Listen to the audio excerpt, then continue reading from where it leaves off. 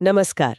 आज हम Olectra green take के ताज़ा Q4 नतीजों में ज़रा गोता लगा रहे हैं। हाँ, देखते हैं इस ईवी बस बनाने वाली कंपनी के पिटारे से क्या निकला है। तो हमारा मकसद आप कह सकते हैं है कि इन नंबर्स के पीछे की कहानी समझे। क्या अच्छा रहा, क्या चिंता की बात है। और कंपनी के लिए आगे इसके क्या मायने हैं, है ना? बिल्कुल।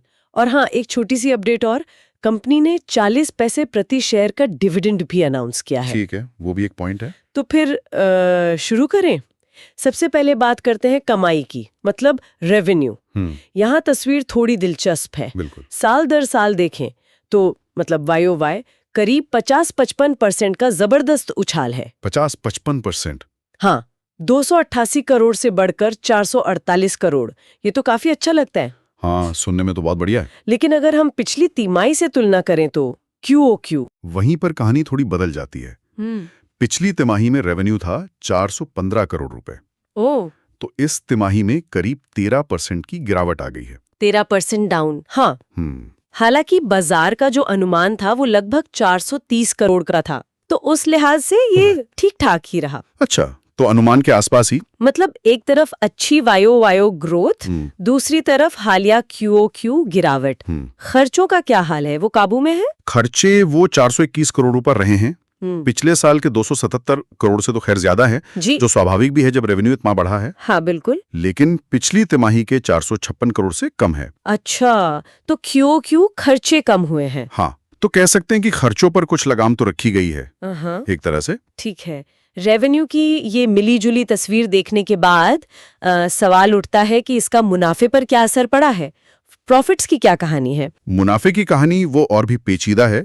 रिपोर्टेड प्रॉफिट जो है वो है 20 करोड़ 5 लाख रुपए। 20 करोड़, ठीक है। पिछले साल इसी तिमाही में 14.5 करोड़ रुपए था, तो साल दर साल देखें तो लगभग 38% की बढ़ोतरी हुई है।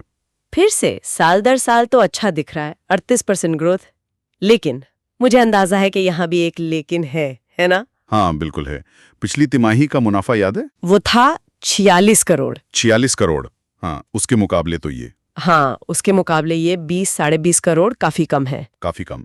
और तो और बाजार को करीब 25 करोड़ मुनाफे की उम्मीद थी इस तिमाही में। अच्छा, तो उम्मीद से भी कम रहा। हाँ, ये अनुमान से भी नीचे है। तो ये मुनाफा उम्मीद से कम क्यों रहा?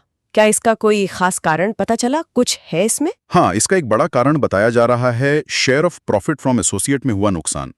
मतलब जो उनकी एसोसिएट कंपनी है। अच्छा। इस तिमाही इसमें करीब 2.5 करोड़ रुपए का घाटा दिखाया गया है, जबकि पिछले साल इसी दौरान इसमें 3.5 करोड़ रुपए का फायदा हुआ था। ओह, तो ये तो बड़ा उलटफेर है, फायदे से नुकसान में। बिल्कुल। और इसी उलटफेर ने मुनाफे को नीचे खींच लिया, अनुमान से भी कम कर दिया। समझ गए। अच्छा, अब मार्जिन की बात करते हैं, क्योंकि अक्सर असली कहानी वहीं छुपी होती है।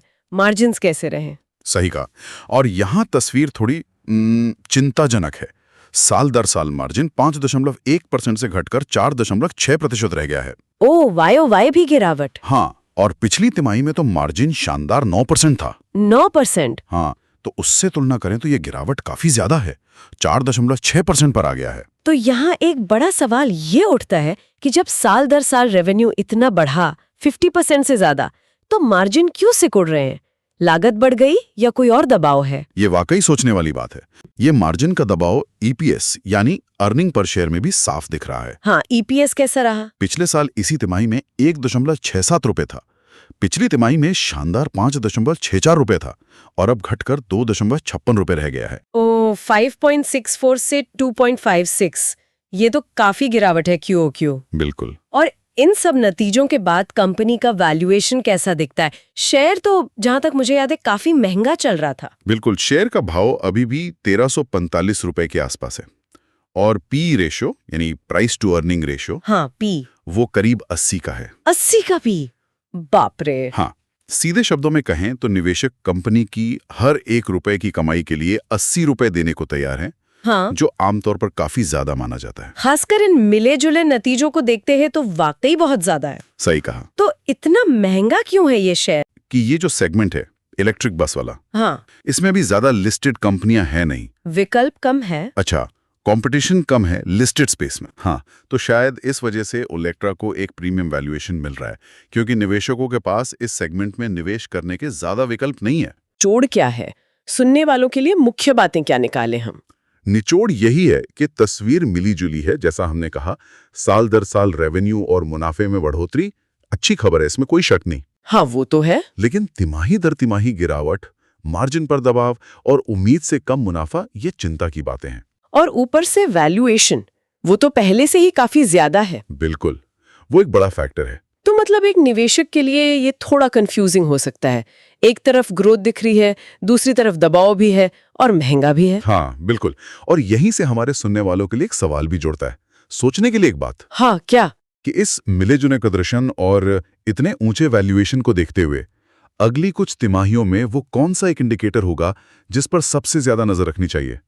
क्या वो कंपनी की जो बड़ी ऑर्डर बुक है उसको पूरा करने की रफ्तार होगी, या फिर मार्जिन में सुधार होगा, या मार्जिन सुधरते हैं या नहीं, या फिर क्या बढ़ते कंपटीशन का असर दिखने लगेगा? ये देखना दिलचस्प होगा कि कंपनी इन चुनौतियों से कैसे निपटती है आगे। बिल्कुल।